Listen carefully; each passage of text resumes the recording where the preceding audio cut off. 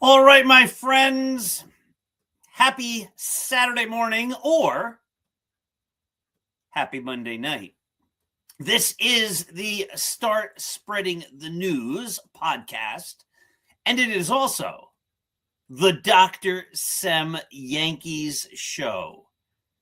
Today, we are going to talk about how the Yankees spent big money to bring in Kyle. Oh, wait, what? They didn't.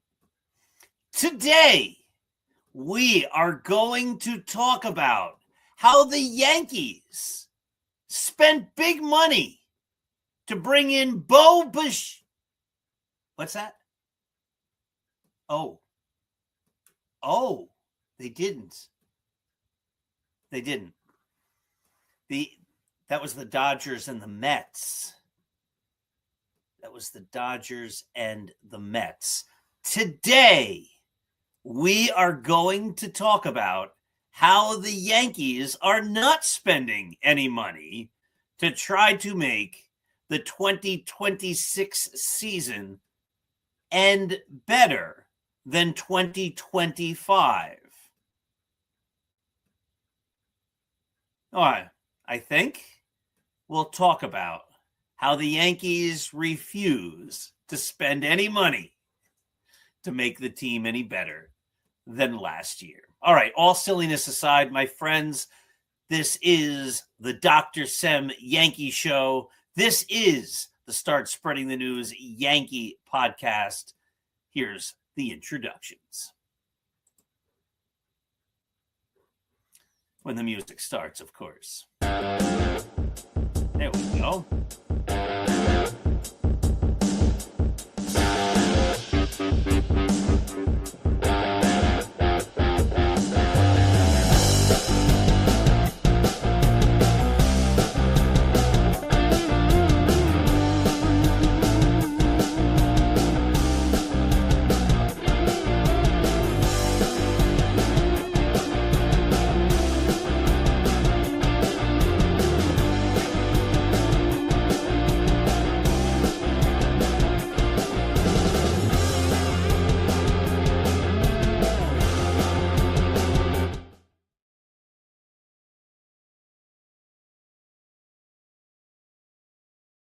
All righty, here we go.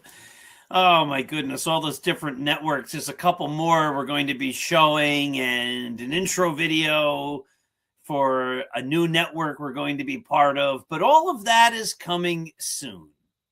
My friends, let's begin with a simple thing we have to understand as baseball fans, as sports fans, as fans of the New York Yankees. This is supposed to be fun. It's a business. It's a serious business for the people running baseball teams and baseball leagues and all of that. It's a serious business. But being a fan is not a serious business. Being a fan is supposed to be fun. And so we can be frustrated, we can be annoyed, we can be angry, I guess. I think angry is probably taking it a little too far at the Yankees for sitting on their hands all winter. But we also have to keep this all in perspective. It does not really matter. This is supposed to be fun. So when we complain, we have to realize that we're complaining about a pastime. We're complaining about something that's supposed to give us joy. We're complaining about a sport, something that has no direct impact on 99.9999999% of all of us. Sometimes fans make that mistake. They start calling the team we. We need Bo Bichette. We need to re-sign Cody Bellinger. We need Garrett Cole to come. No, it's not we. No. It's they. Sometimes fans start puffing out their chests and standing taller when their team wins the Super Bowl or the World Series, as if somehow it's a reflection on us. It's not.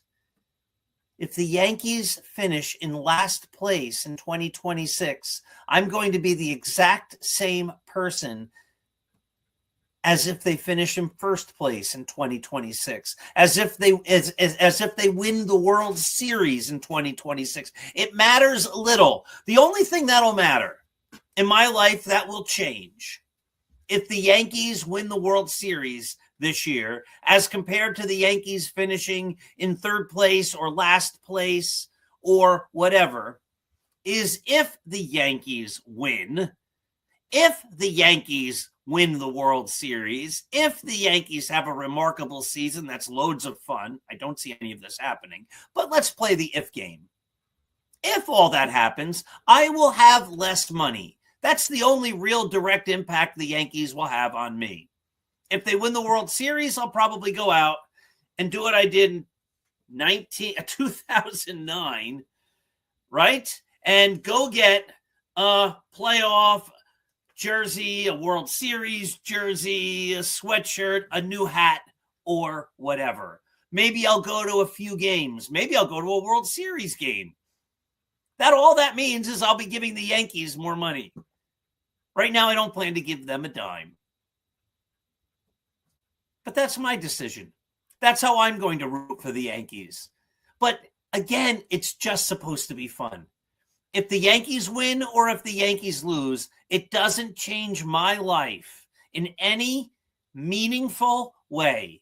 I don't become a better person if they win. I don't become a worse person if they lose. It has no effect on me and my life whatsoever. And I think we need to keep that all in perspective. It's a game. It's a sport. It doesn't, for us as fans, it doesn't really matter. For the players, for the people involved with the teams, for the people who work for the teams, for the owners and the investors, it does matter. For us as fans, it doesn't. Hey, let's make today a great day. How do you make your day great? You keep things in perspective. That's one way. But you look around at the world and you say, you know what? There's a lot of good here. And rather than complaining, though we might complain about the Yankees and the fact that they've done nothing, but we keep it in perspective.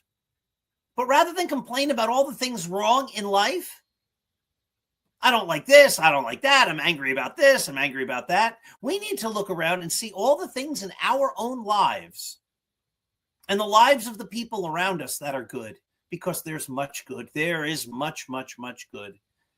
And when we look around the world and we see the good and we bring it into our heart and we appreciate it, we can make each and every day great. But then, as you know, some people say to me, Dr. Sam, there is no good in my life. There's nothing. There's not one morsel of good. I would debate that. And we could sit down and I could say, does anybody care about you? Does anybody love you? Do you have a roof above your head? Do you have food? Is there heat? Do you have clothing? Do you have the internet? You must, if we're talking and you're watching this. Do you have a cell phone? Do you have a TV? Do you have a job? There's so many things. Do you have a place of worship? Do you have a community center? Right? There are good things around. But if you're going to say there's nothing, I have nothing, there's zero, I cannot find any morsel of good in my life, I have nothing to appreciate. Okay. That still doesn't mean you can't look around and find good, because you can look around and make good. If there is no good in your life, make good in your life. Do nice things for other people. Donate your time, your thoughts, your energy. Think of things that are bigger than yourself. Think of ways you can help other people in big or small ways. Write a nice letter to somebody. There's a million, there's a billion ways that you can figure out to do nice things. And if you're doing nice things, guess what? There's good. You are creating good. And look around then at the good you're creating and appreciate it in your heart and spread it forward. Remember, when we give love, it comes back to us in greater amounts than we ever gave. That's not why we give it, and that's not why we gave it. But it is a residual, very true impact of finding the good, appreciating the good, and spreading the good forward. Make today great. All right, as you know, this program is also brought to you by Artemisia Publishing. Artemisia Publishing can be found online at apbooks.net, and they have published a host of phenomenal books.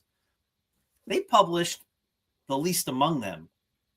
If you haven't read this Yankee book, you're missing out. It's a great, great, great book. Wait, what did you say? Did they publish any other baseball books? Of course they did. They published Roy White's From Compton to the Bronx. You haven't read it yet? You're missing out. Have they published any other great books? Of course they did. They published this, 365.2, Going the Distance. Want to be motivated? You want to find ways to look to the good? Read this. This is the story of the year that I ran every single day for an entire year. Well worth the read. It'll motivate you to set your own goals and to find ways to achieve them. Anything else that Artemisia has published that's great? Scattering the Ashes, the world's greatest novel. If you haven't read it, your life is incomplete. Well, maybe not, but your life could be more complete if you read Scattering the Ashes. This is the world's greatest novel. It's an award-winning novel, too, by the way. Written by me, also an audiobook narrated by me. The Least Among Them is also an audiobook. You can go to Artemisia Publishing at apbooks.net. You can find all these books and the audio tapes or the audiobooks. Guess we don't do cassette tapes anymore. Sometimes I spill my age. At apbooks.net, Amazon, and the rest. Now, I'm not just published through AP Books. That is true. Sunbury Books has also published, quite finally, here it is. I know so many people have been waiting. They've been saying, Dr. Sem, the Gettysburg book. Where's the Gettysburg book? You've been talking about it for years. When will the Gettysburg book come out? There it is, my friend. West Point at Gettysburg. This is the book. Dr. Paul Sem. Listen to this. The greatest Civil War writer, expert in the country today, James McPherson, wrote, Paul Semendinger has produced a unique volume that is a combination reference work, collective biography, and narrative of the Battle of Gettysburg. In all of these capacities, it will be of great value to anyone interested in the American Civil War, especially its biggest and most famous battle. How about that? That's James McPherson of Princeton University talking about this book and about me. This is kind of fun. Little picture of me at Gettysburg in the back. That's the monument to the Excelsior Brigade from New York, where my great-great-grandfather struggled in the wheat field on the second day at the Battle of Gettysburg. But he's not in the book because he was not an officer who went to West Point. He was just an enlisted man, but I say just in quotes. West Point at Gettysburg, Sunbury Publications. All right, my friends. There was a time when the Yankees celebrated winning. We know those days are over, and we can complain about it while keeping things in perspective and looking to the good and appreciating the good and spreading the good. But there was a time when the Yankees cared about winning. the first time I ever went to Yankee Stadium, my dad bought me this. Here's my Yankees 1976 American League Championship pennant. This was when the Yankees had come back for the first time in the World Series since 1964. This is representing Chris Chambliss' home run, I believe.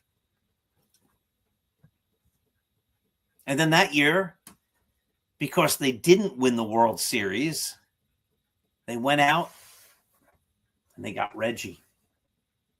And then after the 77 World Series, I remember getting this book, the Reggie Jackson Scrapbook, with all sorts of pictures of Reggie, including the big home runs in the World Series. That's number 3 off Charlie Hough. There he is, tipping his hat to the crowd. Those were magical days when the greatest players came to the Yankees because the Yankees out-hustled everybody else. Those were the days when the Yankees got Reggie and Don Gullett and Andy Messersmith and Catfish Hunter and Goose Gossage. Now, did they all work out? No, that's never going to happen. I have to explain this to Yankee fans time and time again because people purposefully, I believe, because this isn't hard to understand, but they purposefully misrepresent what I keep saying. They don't understand it, or they purposefully misconstrue or misrepresent. For most of my life as a Yankees fan, dating back to Reggie in 1977, when I went to my first game the next year after they went to the playoffs or the World Series and lost to the Reds, then I went to the stadium the next year, got the pennant, celebrated that they were American League champions, even though I didn't really know what that meant. And then that year they won the World Series, and then they won it the next year. And for the most of my life as a Yankee fan, even if they didn't do well, every Yankee fan had the sense that the Yankees were doing everything they could to win. They were putting the best possible team on the field. They were going for it.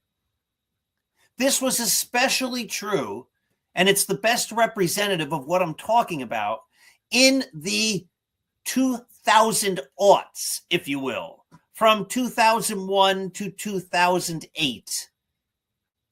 No one can claim that the Yankees were not going for it those years.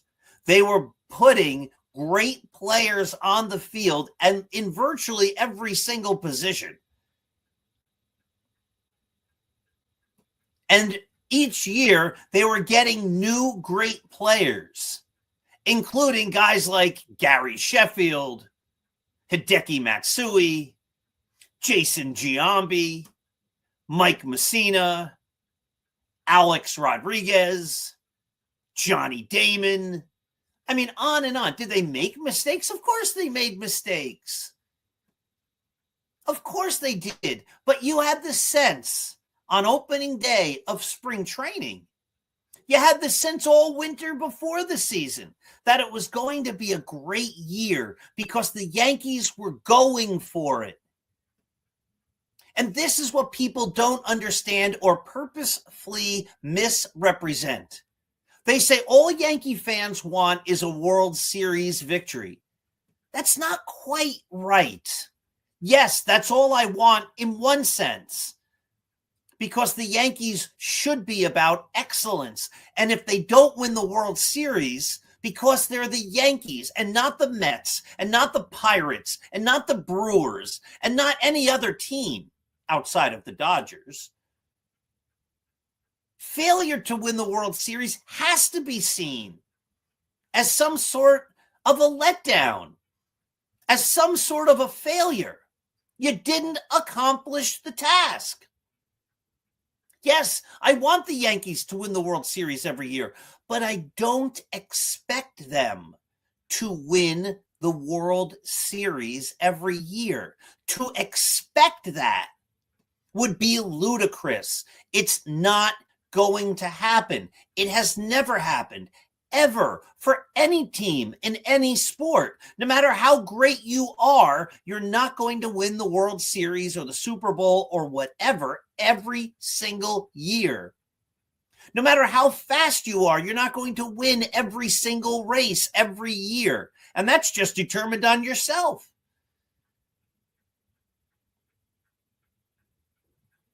Teams lose. Players lose. Athletes lose. We know that. But if you lose while you're going for it, the Dodgers might not win the World Series in 2026. That's a distinct and very real, and in many regards, a very probable outcome.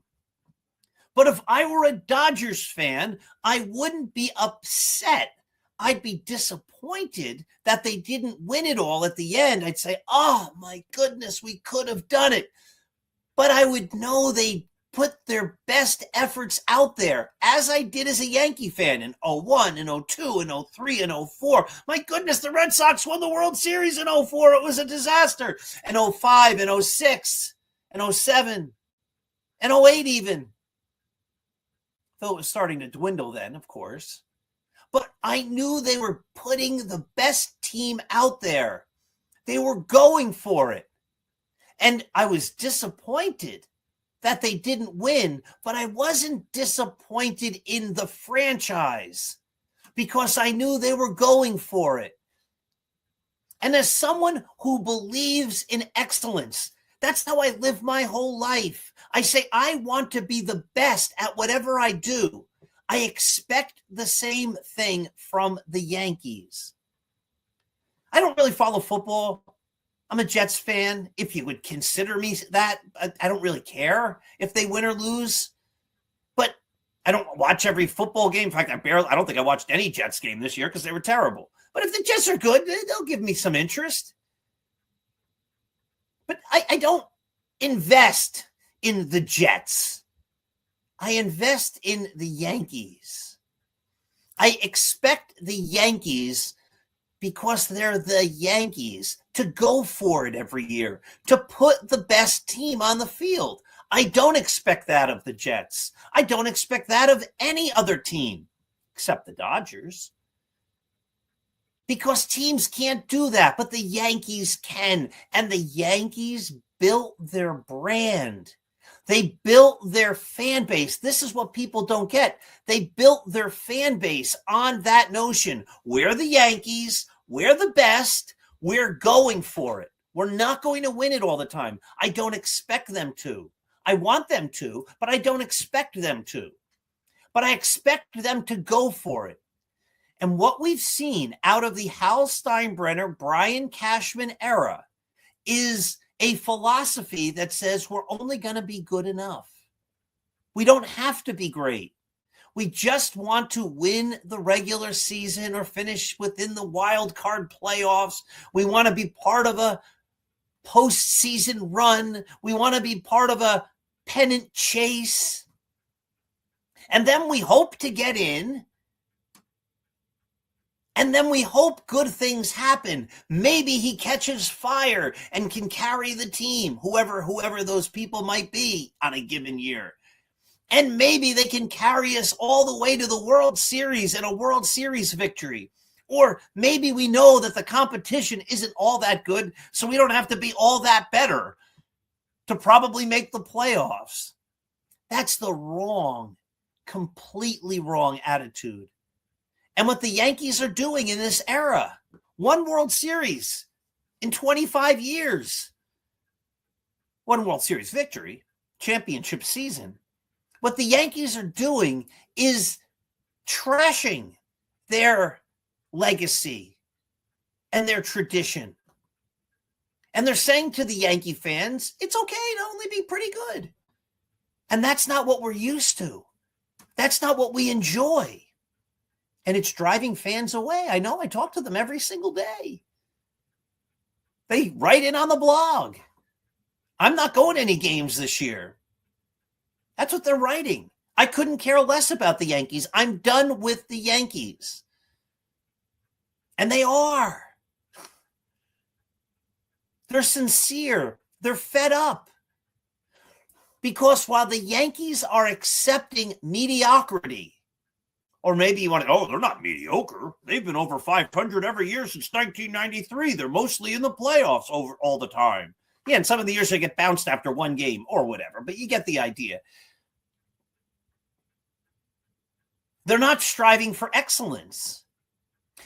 And any of us, the Yankees included, Hal Steinbrenner and Brian Cashman included, would not accept that level of competence from anybody else in their lives, even though that's what they're giving their fans. They would not accept that for anybody else.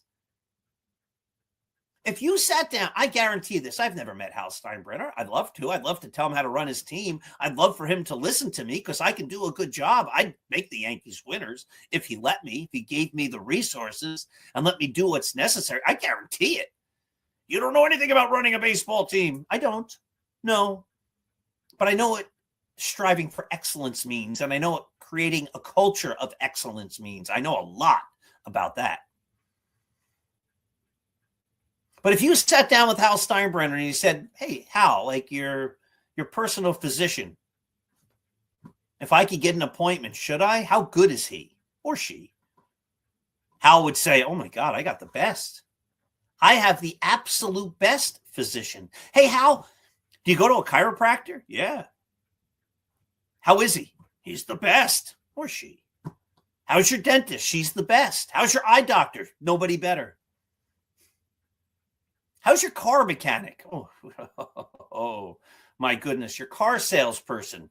When you buy a new car, I go to the same person every time. You can't do better than this guy. Or lady. You get the idea. I guarantee you, if you ask him, where does he get his food? He gets his food from the best restaurants and the best stores. And he buys the best kinds of foods at the best restaurants and the best stores. And if he drinks wine, he drinks the best wine. And if he drinks bourbon or whatever, I don't really know much about bourbon and wine and all that, but if he does, he ain't getting the $7 bottle or the $14 bottle. I can almost guarantee you that. He's saying, I'm buying the best bottle. Because that's what we expect in our lives. That's my point. That's what we all expect in our own lives. We expect the people we interact with to be the best. We want our accountants to be the best. We want our doctors to be the best. We want our school teachers to be the best. We want our superintendents of schools to be the best. And we want them to work hard to be that. We want them to be the best when we hire them, and we want them to work even harder once we've hired them to be even better. Nobody wants to say to their doctor, I know. My goodness. Oh, boy.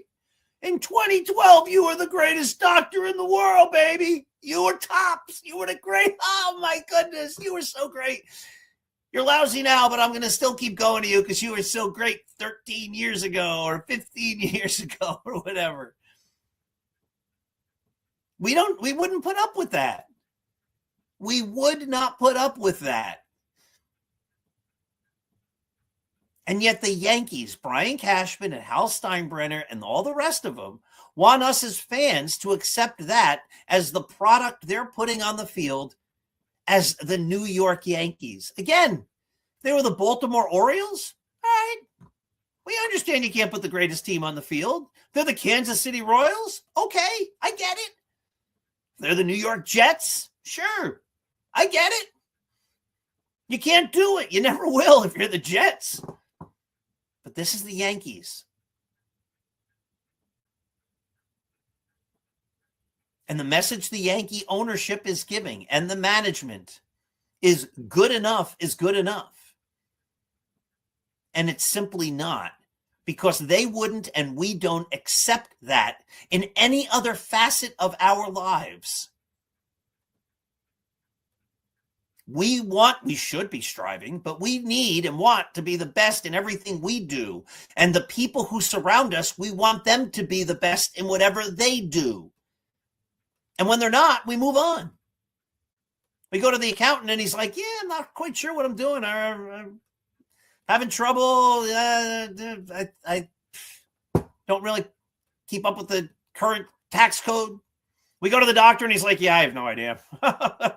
Take 2 aspirin, call me in the morning or something. I don't know. We go to a different doctor.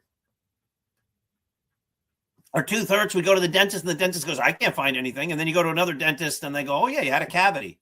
You're never going back to the original dentist. You expect greatness. You expect a high level of competence from the people you employ. And not meaning we all own businesses or we are our bosses, but we employ them through our money in the service they give us back.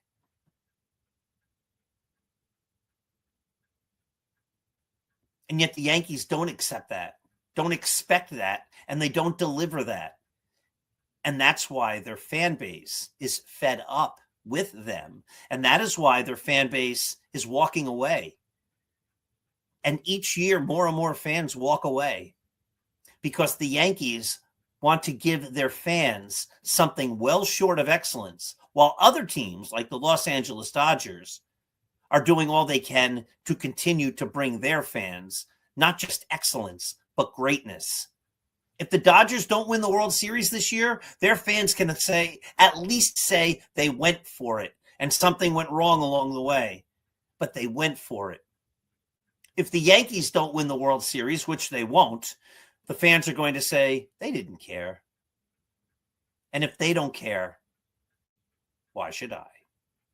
All right, my friends, that'll do it for today. This was the Dr. Sem Yankee Show. This was the Start Spreading the News Yankee podcast. In February, EJ and I on Monday nights are going to go back to doing our regular show most Mondays. It'll be great to be back on the air with EJ, but that's going to come in a couple more weeks. Until then, keep looking to the good. Keep this all into perspective because it really doesn't matter. Find your great doctor. Find your great accountant, find your great dentist and all those people in your lives. Hold yourself to the highest standards. Be good, be kind, be understanding, give empathy. Make each day great. When we give love, it comes back to us. It does. It does. Maybe not immediately. Well, I gave love and some guy yelled at me and gave me the finger when I was cutting him off on the highway or whatever. You know what? Some guy gave me the finger the other day on the highway. Okay, I'm sorry, but you're the one with the problem, not me. None of these things are perfect. There's still going to be bad things that happen, of course. But we still need to look to the good, and we still need to be kind, and we still need to appreciate the goodness in people and in the world and in our lives that surround us. Have a great day. Thank you. And I'll see you next week.